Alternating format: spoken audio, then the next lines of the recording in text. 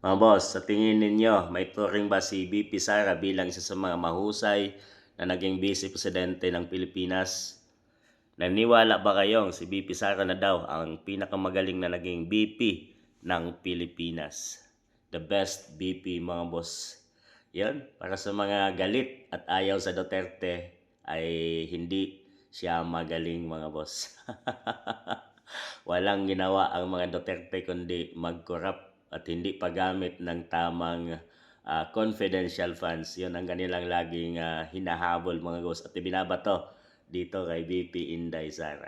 Ito yung mga nagdaang Vice President ng ating bansang Pilipinas.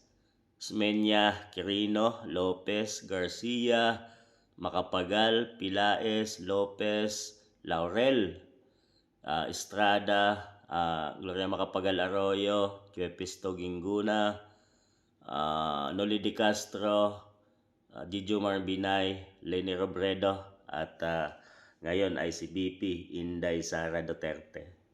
So yun, mga boss, first time na may itayo ni BP Inday Sara yung satellite offices, mga boss, no?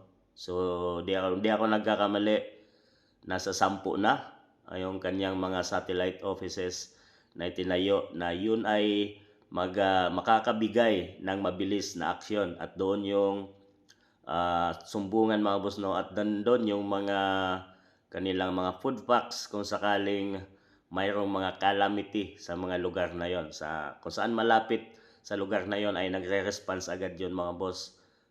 Tulong agad, at dahil doon napapabilis ang tulong ng isang vice president sa buong Pilipinas, kasi di mo naman talaga yan maikot ng ganong dali lang, mga boss. Pero sa pamamagitan ng satellite offices ay magagawa at nagagawa ng vice presidente.